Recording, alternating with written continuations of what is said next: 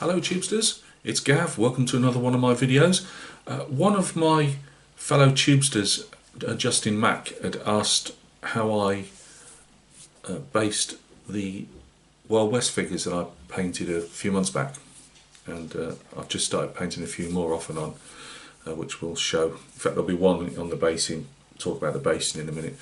Anyway, I'm digressing already, but he'd asked me just how I went about it, and I thought I could do a tutorial. And I could, but because it's you're having to let things dry and come back to them, and it's over the bank holiday and whatever, there was too much noise, too much. I got too much of painting the bust, painting the commission figures, and I just said to myself, you know, anybody, as long as I show the things that I'm using, that's explanation enough. You know, you don't need to see somebody pushing putty down or whatever, you know.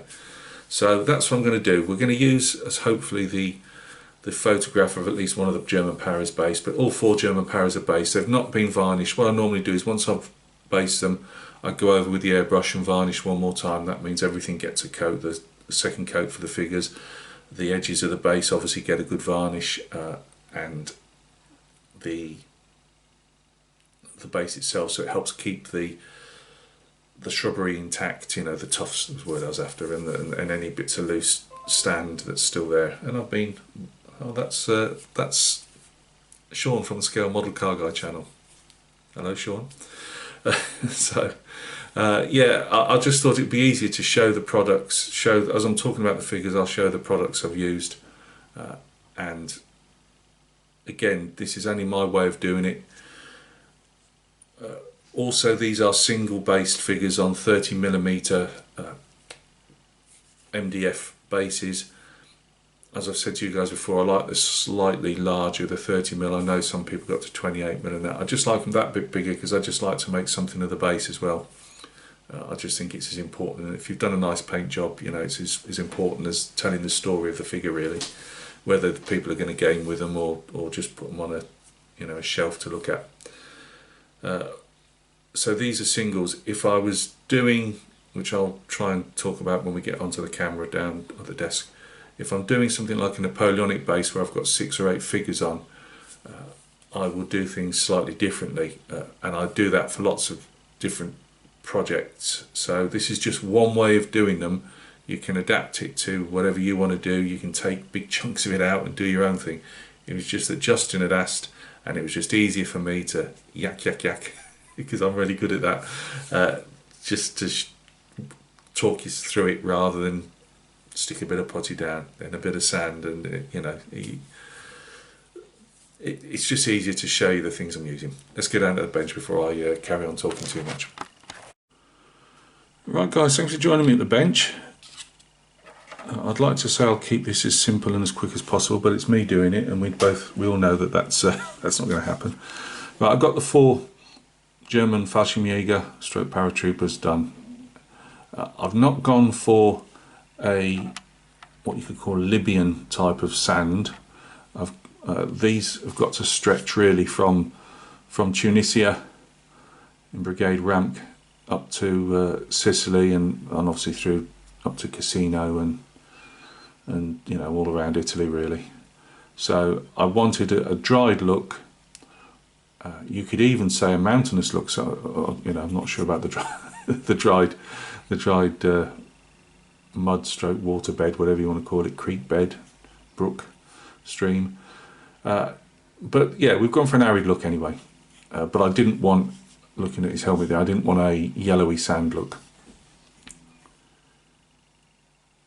Now let's just quickly show all 4 of them, just so we've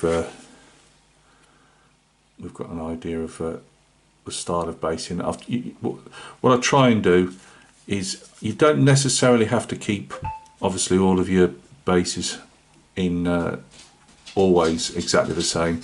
My Vietnam ones that I'm doing at the moment, there's subtle differences in those, but these guys, as they're all on the same command, I just decided to do them all the same. It's just slight differences in where the dried mud is. We'll have a look at that in a bit. We'll get a bit closer. There's our main commander, I suppose. So to begin with, the bases themselves are MDF, and they are 3mm deep. I normally like, well, Gav in the old days when he was doing a bit of gaming, I prefer 2mm bases, but these give a bit more presence. They're a bit easier to pick up, the 3mm ones, and they're 30mm wide. They are stuck to bottle tops by these, which are stuff for sticking like posters. You know, they're double-sided, so you peel it off and then peel the top off and stick one. I used to paint them on these. I used to paint all scales, stick this as I've done here directly to the bottle top and the figure on top, paint it, and Bob's your uncle. The only problem is, over the years they've got thinner and thinner, and less sticky, and they just don't hold figures well at all now. So, and that's different brands. So what I'd normally do is, we'll take this guy who isn't a German Parra. I was working on him last night. He's got his duster on, and he is obviously a Wild West or Old West figure, and he's a Pinkerton agent.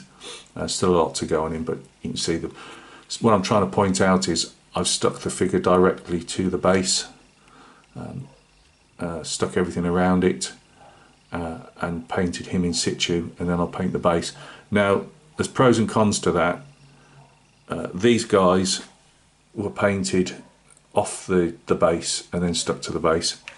The pros are, you get your feel of what you want to do, you know, where he is in the base and things like that. Also, you've already put your sand and everything down, so there's less chance of, you know, splattering mess up him that you've got to try and clean off your nice paintwork. But once you start, if you've got like a flat base, and here we get some more figures. These are the Vietnam ones who still haven't got any further forward. They are on a flat base, more or less. There's no cork rock there at all, because it's going to be more of an industrial base with a few bits of vegetation on.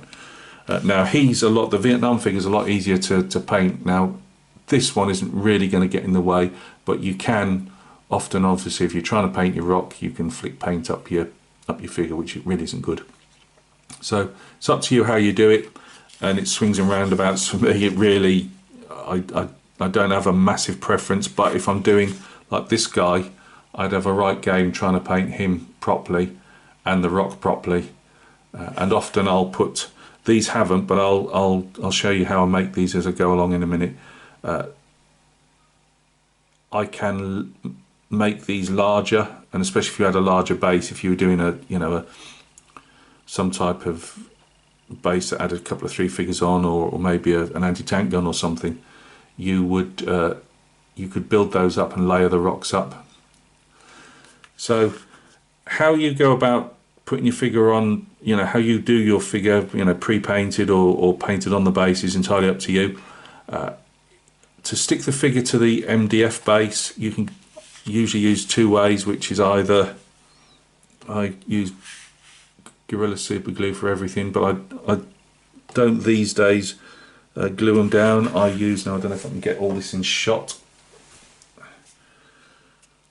In the UK I use, let's back it up a bit, 502 wood adhesive.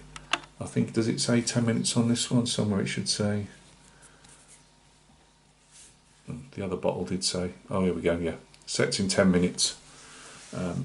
What I'll normally do is, you know, do them the night before, stick them down, let them thoroughly go off before I start mucking around with them, but you can do that at least.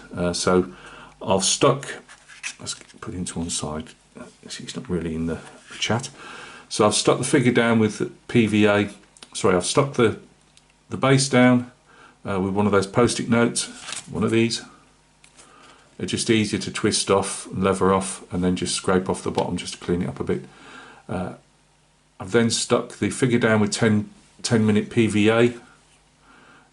However, I don't usually work, I might work on them 4 or 5 hours later, but I tend not to work on them, you know, after 10 minutes. Just it's not worth them falling over or something. So, you know, but that's entirely up to you. So the figure's stuck down. I then use I can either use, like I've done on these guys, because I couldn't find any Das clay, as I said, I think it said on the last one, my wife had been cleaning up. So I put Milliput standard on there. I mean, any Milliput will do. I would take small pea-sized pieces and build and put it on in that scale, so otherwise you're not wasting. I tend to waste a lot of this stuff by mixing far too much than I need. The only reason I use that is to build up an area as high as the base itself. Now, if I was going back to doing the Napoleonics, which I haven't got a base in, a base of figures in front of me, the problem with that is trying to get round. The figures are really tight and they're really on a, they're bunched up 6 or 8 to a base, and trying to get putty around them is just a pain in the bum. So because of those, I'm going to be plastering them in tufts. All I do with those is use a silver sand and PVA mix and then paint them in situ like that. But for these single figures, I like to hide the base, because quite often I won't be putting 1001 tufts on. It really just depends, what, as I say, what type of figure you're doing and what you want to do. Especially if you're buying tufts, obviously it can be expensive to literally plaster tufts everywhere. But I make it into a thin sausage, and I don't even use. I have got some fancy clay, the metal denture type stuff. But I just use these cocktail sticks, put a bit of water on it, and I just, smooth that sausage out, and then put another one. Sometimes the entire base, like the Vietnam figures, they're completely covered in Milliput. These guys here, I wanted this like dried creek bed type of look to it, and so I only went so far. So you can see the level of the. You can see the level of the Milliput. Obviously that's had sand and gravel put over it as well, but the basic level's there, it's about there, as you can see. All that is just to hide the base sticking up on you often see that telltale, and you can see it on mine as well, that telltale base of the figure itself. So I like to just smooth that out, cover it up. What you don't want is a great big chunky high milliputted or putted base. You don't have to use milliput, because say it's not particularly cheap. It's more used for filling gaps and things. Das clay is good. Just make sure you wrap it up, because obviously it will dry out and that's just air dried clay, and obviously you can smooth it out with water and things. So Das clay is another good one. Any type of clay really, putty mix you want to do, as long as it dries and it's not going to. I don't like using wood filler so much, or the poly filler, the white stuff.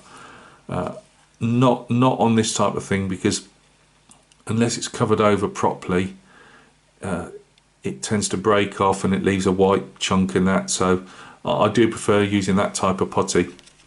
Then what I do, so once your putty's down and it's gone off, I use that 10-minute PVA neat and paint it over. And it depends on the base and style I want to use. This is a pre-mix. I've mixed this up. I'm not going to get all my other stuff out, because this is all going to be self-explanatory. We'll get some out here. We'll get in a bit closer. Right, the sand itself is silver sand, that we call it in the UK anyway, and this is used in play pits. Forget all the little bits in it. Silver. This is neat silver sand originally. And I still use it as neat. As I say, if I'm doing a Napoleonic base, I will because I'm going to be covering most of that up with tufts, I will use just neat silver sand out one of my other Tupperware containers. But because I keep this mix handy for doing figures like this, it's play pit sand that I call it. In fact, I got mine from a now defunct, I think it's the Early Learning Centre, which is now long gone. And I literally bought a 5 kilo bag. I haven't touched this top yet. Lasts forever. I just put it in, keep it dry. So I keep it in a shed, so it's usually a bit damp. So I'll get it out, put it on some silver foil on a baking tray when the wife's out, put it in the oven, and dry it out. fully, or just keep it outside if it's a sunny day, you know, just let it dry out naturally in the sun. It's up to you. So yeah, we've put our PVA over the base, and I'll sprinkle whatever mix I want over it. So it could just be neat silver sand, but I've got a pre-mix here which has got silver sand in. It's got it's like cuttlefish, bits of cuttlefish, and it's the stuff, again, if you go into any of the pet shops, especially those big huge giant pet shops, you can easily get bags. They have bags of this stuff, and it's bits of shell and cuttlefish and stuff for parrots and budgies and things. But it makes, for especially 28mm and even smaller and even larger, it makes just a nice bit of texture in your sand. Let's put some of that in, again, whatever it is to your taste. I've then put in a bit of, it's just railway ballast, the smaller stuff. I can't tell you what company it is. There's just, you know, again, was it 00 scale stuff, you know, whether it's Woodland Scenics or Jarvis or anything like that. I can't honestly remember which one it was. Sprinkled a bit of that in there as well, for some smaller grain texture. And I believe I might have put some pea gravel in here as well, but I can't honestly remember. Pea gravel is just like really small bits of gravel. In fact, this guy here, the larger bits, that's pea gravel. So I don't actually think, there might not actually be any pea gravel in there. It might just be the budgie type mix. But again, you put it in. I wanted this one will be more of a, you know, an arid look to it. I'm going for like a New Mexico, Arizona type of thing. So you can see there is some big chunky bits on there. I deliberately put those in. So that's had normal sand, a bit, well, it might have had this mix on, to be honest with you, but I've actually gone and got my other stuff and just sprinkled some bigger rocks on. So once I let that dry for the, as it says, 10 minutes, let the sand soak a fair bit of it up, I will then, figure out, just keep talking rather than talking into thin air. I'll then usually still have, and I put that in I use these milk bottle tops for everything. As you can see, dried PVA in there. I'll just peel it out. But I'll normally have some residue left. If there's enough, I put a bit of water in there. You want to see more PVA than water. You're just trying to, because this is quite thick, this stuff, just to loosen it up enough. I'll then paint over all of the base. Try not to get any of your figure, but all over the base. And that seals it, obviously gives you a good seal, seals all the loose stuff in, and also what you tend to find is the sand tends to soak your paint up. So if you put a PVA sealer over the top with an old brush, it will. And I use a point, in fact, have I got it here? Yeah, I have actually, fairly close. One of these cheap, again from the range, one of these cheap brushes you buy in a pack. This one is still going, it's probably about 3 years old now. Once it's wet, it goes back into a point, and that's what I use to put my PVA on, neat or watered down, because the point, you don't want a big flat brush really. Yes, I know it covers the areas, but then it tends to also cover your figure, whereas a more pointy one, as I say, that is pointed when it's wet. You can tend to get obviously like between the legs and around the boots and stuff. So once that's on, you've either got, well, you've got two options with the cork rocks, because now I'm going to go back. So I'm not very good at this. You can either, when you put your figure down, stick him down with the PVA, before you do anything, before the actual milliput goes down, or a putty, whatever your choice is, you can put your cork rock down. So here's one that didn't survive the final cut, but it'll be used at some stage. Still got its flatness at the bottom. I've chobbled it out a bit, and you can either put that down on your base as you stick your figure down with the same PVA, and then putty round it so it looks more in situ, or you can do your putty and then stick it on. The only problem is it tends to, it'll stick, as long as you put enough stuff underneath it, it'll stick down, but it tends to float a bit. So I've gone more to, which I should have said earlier, in this case, put the putty, put the rock down, and then put the putty in with the, so everything's covered in one go, and it looks a bit more in situ. The rocks themselves, as I say, are cork. You can buy them. I don't really see the point apart from convenience. I said before I use this stuff. This is just, can we get back, Gav? This is an cork expansion joint for laminate flooring. Now, I don't know how much they still do with it. I bought a pack of these when we were doing our laminate floors, me and the wife, and we've got a load left, and I've been chobbling through them over the last 10 years or so.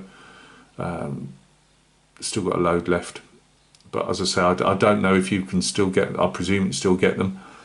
If you can't, any cork will do. You can go to somewhere like the Range in the UK, which is just a odds and sods type of store. It sells, you know, anything from do-it-yourself stuff to cutlery, you name it. You know, it's just anything goes really.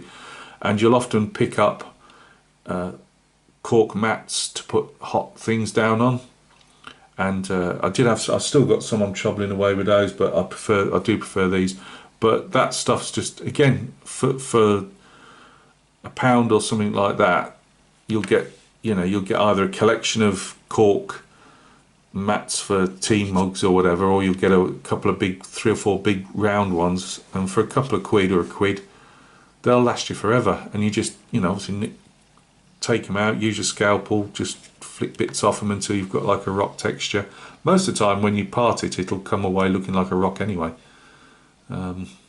So yeah, I don't know how much these were. Again, I'm just telling you what they are, you know, for your own reference. But yeah, these are expansion joints. They come in literally, I think they're about 1 metre long, so it could be about 1 metre long, I'm not sure.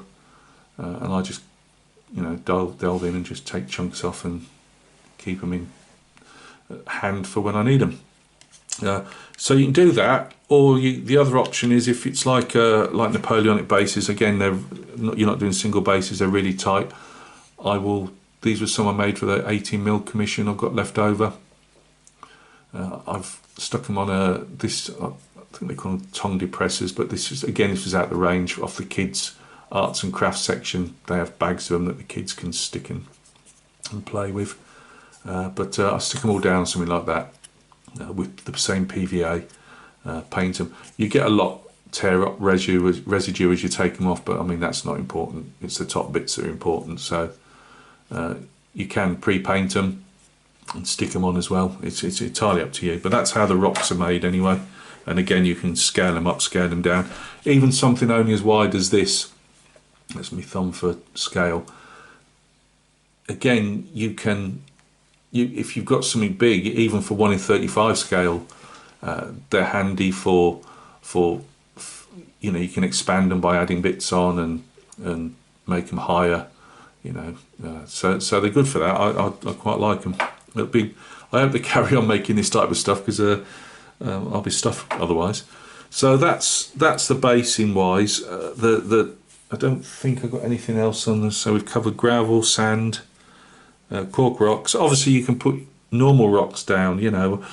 I don't, you know, I'm just, this is just personal preference. I don't like these mixes that you can get, you know, and you've got natural rocks in them. And this is just me personally. It's not me having a go at anybody. I just think you've got a painted soldier who looks like a painted toy soldier, you know. He's nothing else. I just think a natural rock looks too natural. I know that sounds ridiculous, but you know, I like to make my own rocks, which we all know aren't real rocks, but that's not a real German Fallschirmjäger. It's just me. I just don't like the I will always paint whatever, like this guy here, you know, with whatever gravel I've put down. I wouldn't keep it as natural gravel. That's why I've painted. It's been sprayed, you know, with the primer, because it's going to be painted. So yes, I am the man who paints natural rocks to look natural. This I hadn't used this product before. I wanted to use this smaller scale stuff. My marrow Ian Aitken, go and check him out. He'd sent me a bottle of a black one, and it worked. It works fine. It's just I find it was too much of a pain to work with when I was doing lighter colour bases, if that makes sense. So I invested this, I think, about £4. The AK Light Dry Crackle Effects. They're really tight, and I mean that's just give you a ruler size there for your crackles. They were quite tiny, but to be honest with you, they're fairly in scale as well. Now the only problem is, it's this bright yellow like that. Obviously, I didn't really want that for the look of mine, and I'd put it on. I wasn't sure how it was going to work. I didn't want to mess with it because I tried some different crackle stuff, and he didn't. Which is why Ian sent me a bottle of his a while ago. I didn't want to mess it up without seeing it work first, if that makes sense, what it looked like. Let's see if we can get in a bit closer, because it is quite small scale. I don't know if it'd crackle up any other time to bigger. You can get them in bigger scales to make bigger crackles, but that's not too bad. I'm going to get the bigger crackle as well, but you can just see the little bits. Now I've dry brushed over this because it was so light. I've dry brushed over it with a couple of different colours, and that might have also choked out some of the crackles, but you can see the crackle marks in there. But I say I might have filled in some of the little gaps in the crackles with the paint, as I think you can see that bit better with the dry brushing. So what I'm going to do the next time I use this stuff is, I mean, somebody might have already done it, I don't know, but I will put some in a little, milk bottle top, and add some of my own AK or Vallejo to it, and darken it down a tad. Not saying not the whole thing, just whatever I need to do that particular thing. I'll do it on a test piece first, just to see. I mean, if I'm using, I would have thought AK put their own paint in there, and as I use a lot of AK products these days, a lot of AK paint, I don't see why darkening it with their own paint would affect it. So I'm hoping I can just either make this, I mean, you could even make it lighter if you wanted to, make it more Iraqi type sand rather than that yellow. I mean, it doesn't say you can mix it, but I can't see why you wouldn't be able to. But that'll last for ages, whether you're doing 1 in 35 dioramas or these small war games bases. Colours I've used, again, it's something really people need to just have a go at themselves, because obviously we're all doing different stuff, so it might not be what you want. But if we have a look at this fella here, to achieve something like that, bearing in mind I've probably forgotten at least one colour, but we'll have a go. Again, I wasn't sure what I was doing here. I was trying different colours on to get what I wanted. So there's probably a couple of what you could call superfluous colours, on here. But yeah, I did. This is, again, I've said to you guys, great paint, but my life, they need to make their stickers more secure. But that was some form of camo brown. Standard camo brown or something. Any type brown would do. That's what I put down first over this and on the base of this, because I wanted obviously a darker colour to show through the cracks. So because this is obviously supposed to be dried up watercourse of some description. So that went down first, just normal wet paint. I believed I dry brushed it with the canvas. Again, the label's just disintegrating, but I've said to you before, you really need this in your armour. It's a lovely colour, and I use it for so much stuff, for highlighting stuff, you name it. That's about 2/3 full still, but I'm going to actually get another one with my next order just to keep in reserve. So that went on second. That was dry brushed. If you don't know dry brushing, I can't show you it here, but literally, your brush is dry. Put some on your paint. Put it in your paints. Don't over soak up paint, because you're not going to need it, because you're going to take most of it off. So a small amount, very small amount on your brush. Keep rubbing it away until it's almost dry. and then apply it over the top, because if you're not careful, especially on the lighter stuff onto dark, you'll end up looking like there's snow or ice gone across the top. You just got to be careful. So we've put our dry brush of canvas on. In this case, I tried to yellow it up slightly. This is where I was doing a bit of practicing, and that's light stone. It's worked. It's put another colour in there, so it probably has worked. I might use it again in that situation. I might not. I normally go straight to wood base. And I'll dry brush it with that. And then last, you can either do, I normally use silver grey, but because this was a slightly warmer base, I went with the deck tan, and dry brushed that on as a very last one to highlight the rocks particularly more. And that's it. As I say, the tufts, I use a flop box. I'm not going to do a flop box demo. It goes everywhere, and it's so messy. That's its only drawback. I enjoy using it, but it is messy. If you do use something like a flop box, I put mine on. I've got a laminate floor in here, and I literally sit it on a big tea tray to catch as much of it, because what the static grass goes up in the air and just drops everywhere. And hopefully most of it goes in the tray, and then I use it. I've got a couple of bits of paper that I put down, and that catches a residue around the sides as much as I can. But yeah, I make all my own tufts. I've done for a good few years now. My flop box has been working well for a good few years. I make the smaller ones like this, like a more spongy type look. And then obviously we've got different types, and I obviously mix the colours up. I mix the different scales. Doesn't seem particularly great for going above 4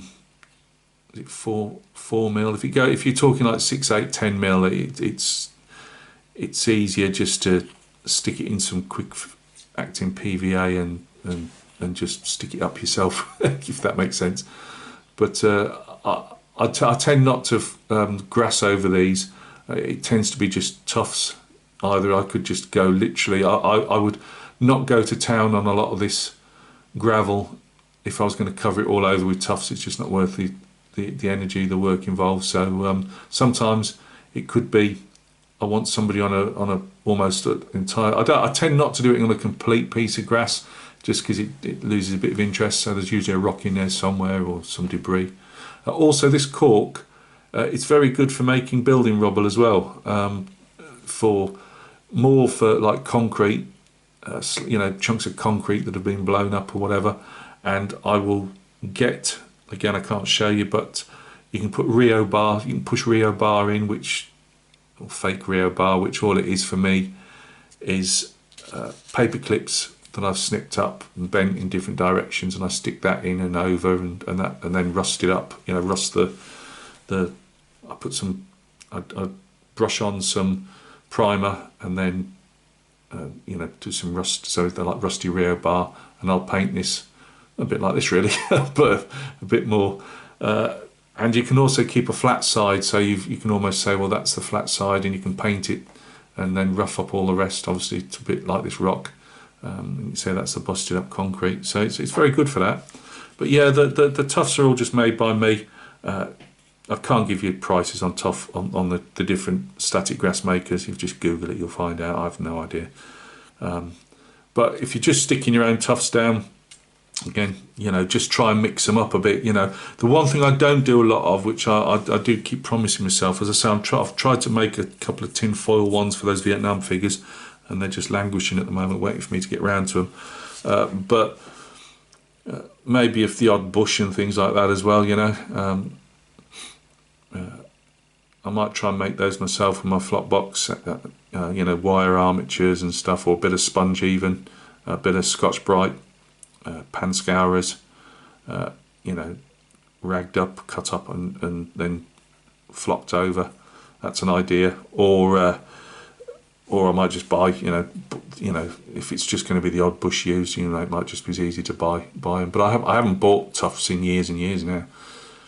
But that's it really. That's all I can say. As I say, and then everything gets a last blow over of, yeah, I've got, I'm lucky I've got my airbrush, but you don't have to do any more varnishing. I always do say at least run your brush around the edge of the, if you're going to be gaming with them particularly, you know, run your brush around the edge just so you're not wearing the paint away. A lot of people don't even bother painting them. I only paint them black, just to, I always call them a little picture frame, you know, for the entire figure. But a lot of time, obviously, they're already that dark reddy brown. You wouldn't particularly have to do that. So there you go.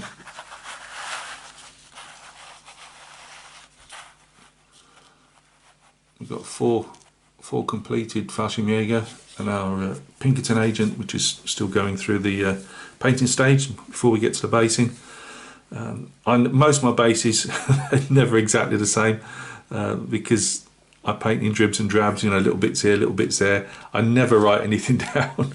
So I always say, oh, you all know me, I've got a busted head, and I think that I can remember. I can't even remember what I'm supposed to be cooking for tea tonight, never mind. Never mind what base I painted a month ago. Anyway, I'm sorry, I'm rambling, I always do. I think I've covered everything. As I say, there isn't really much more you can say, you know, you can probably on something like the bigger fantasy bases, you know, you can do more if that makes sense. I practice on these. I wanted to use an arid dry mud on these guys anyway, but this is also for the, if you remember, a long time ago in a galaxy far, far away. Yeah, I was painting the Star Wars Dewback. Well, I painted him, and I was really happy with the results. I painted the Stormtrooper, which I knew was going to be a bit of a pain, and I wasn't happy with the result. So I had a light bulb moment a few days ago on how I wanted to paint him. So I'm going to repaint him, and that Crackle stuff is part of obviously his base when it comes round to it. But I might, before I do that, I might have already bought the larger Crackles as well. So yeah, we have got a Star Wars base coming up, a Star Wars reveal as well coming up at some stage in the next few weeks. Right guys, thank you very much. I hope everything goes well with you. I hope that's helped somebody, if it's only to fall asleep after a bad day. Yeah, Archie agrees. And that's it really. As I say, there's nothing, there's no rocket science behind it. Like the Vietnam bases that I'm doing, those which are for Hue, which is obviously a town stroke city type scape, more town I suppose really. I know it's a city, but you know, it's not a huge industrial place. Again, you can just use bits of your imagination, you know, what you can convert, you know, rather than buy a lot. Now, because I obviously do my scale modelling as well, I've got bits of evergreen, styrene, I-beam and T-beams, and you know, all these type of that's used for 1 in 35 scale modelling and smaller, but they can be adapted to make a piece of scrap angle or bit of scrap beam. You can use your either tin foil or even better the pie foil. My Mara Steve Jones scale modelling was showing us how he uses pie foil for different scratch buildings. Now, you know, we all know who ate all the pies. It's his son in the UK. Who ate all the pies? Who ate? Oh, never mind. Well, obviously it was Steve Jones, but when he's not eating pies, he's doing fantastic scale modelling. And it was, I saw that, and because the pie foil is just that bit thicker, and I've made bits of corrugated metal. Is it perfect? No, of course it's not. You know, and on a 30mm base, you're not going to get a lot of it on. But I've used normal tin foil, you know, for cooking with, and I've bent that into different shapes and used that, rusted it up or painted it bright metal, whatever you want to do. I'm just trying to throw different things at you. I use cocktail sticks.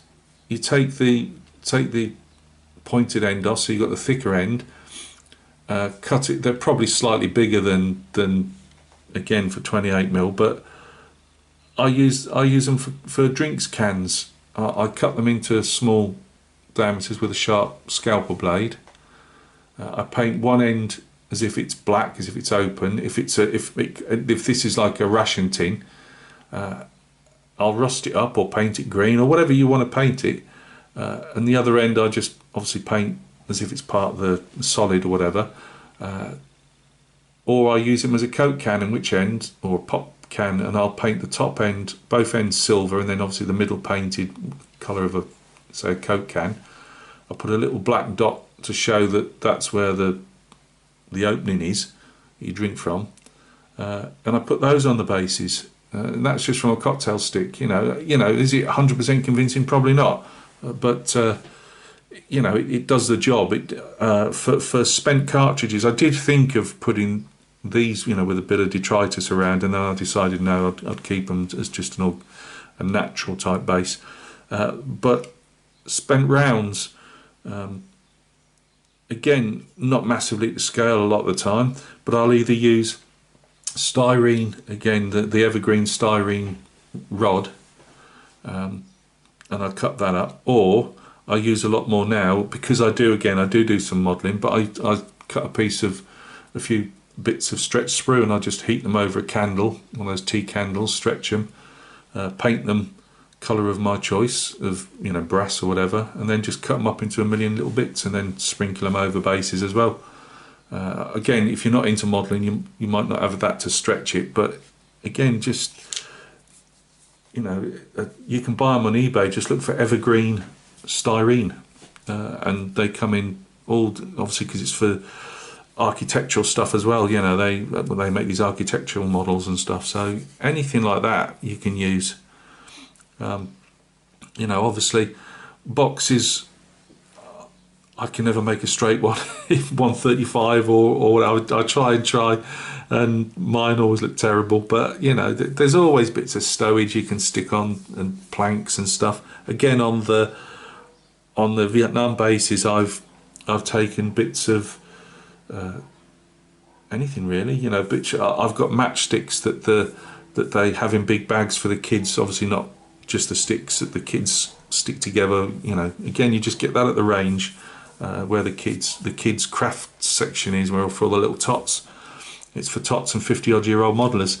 They miss a trick there, and I'll just flake away a bit of matchstick, and that becomes a wooden beam, and I'll dry brush it with different colours. I'm just trying to show you can make. It depends how much you want to go into stuff. If you're really just churning out soldiers for the battlefield, on your tabletop, you probably don't want to go to the lengths that I'm talking about. But if you just enjoy, you just get stuck into them and you enjoy doing it.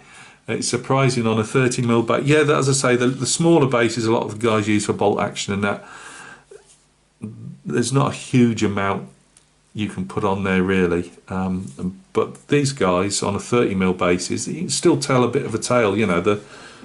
The Vietnam, I keep showing the Vietnam, there's nothing on it, but when he's finished, there'll be all that war detritus from a town that's all smashed up. And let's face it, we see enough of that at the moment. But I'm not going to. Can we reach him? I've made some of this that I keep showing you that I haven't done anything with yet. But that's going to be, that's wire. That's pie foil or silver foil on wire. It's been that long since I've done it. I can't remember. And that will just be I've also seen in the colour photos of the US Marines in Hue, how they were still fighting in some of the areas still had bits of obviously greenery around all the battlefield junk as well. So I decided to give these bases a bit of greenery on there as well, that didn't just look like a tuft. What I'm trying to get away from, which I haven't succeeded on these really, because they're more arid bases, but I want to also throw a bit more higher vegetation into some of these now rather than just tufts. But there you go. Right guys, thank you very much for stopping by and taking a look. I hope that was of some interest. And coming up, what have we got coming up, Gav? What I've got left time today and tonight, I'm going to be doing stuff on the Badger, 1 in 35 scale British tank destroyer, well, paper tank destroyer. What else? We've got to get the Vietnam reveal, which may well be Sunday. Vietnam bust, that is, reveal. Yeah, and whatever else comes along. Obviously, I picked up one of the Old West figures, as in this one, last night, and after I'd had enough painting commission work for the evening, I had an hour or so painting, starting to paint him. He's still got the flesh to go on him yet, and a bit more on the hat, some shadow work on his derby hat, and his pistol's going to be a silver pistol, so that is metallic on these guys. He's got his duster. The duster's more or less done. I gave him some stripy trousers, and he's got spurs which need to be highlighted. Oh, you know, there's a few bits to go on him yet, and I've got 3 others of those to do as and when I want to do them. But I really need to get the 2 Marines done. They've been on my desk for ages and ages, and I have to keep blowing the dust off with an airbrush and a makeup brush, and then thinking, right, I'll get a bit more done, and I usually get 2 bits of stuff done on them and then get distracted on something else. So I am seriously thinking of getting some more German Parras, and they also do some Africa Corps. Some of the guys were saying they don't like, not so much obviously paintwork, but they're not so keen on the giant weapons. And I get what they're saying, because I never was, but once I started painting them, I mean, Steve Jones put in a comment, they're cute. They are, you know, they are. As I said to him, I don't think our lads on Crete thought they were too cute when they were descending on them, but they are. But they've got that feel. I like them. They've got, whether I'd like all the different ranges of done like this, I don't know. But I do like these German Parras, and I do like their Africa Corps that they do as well. So, you know, I'll be probably selling these off as singles rather than the whole 4 together. But I might well get another pack or so to paint. Right, I am waffling, seriously waffling now. Look after yourselves, and we'll catch each other very, very soon on one of the many videos that I seem to be putting up at the moment.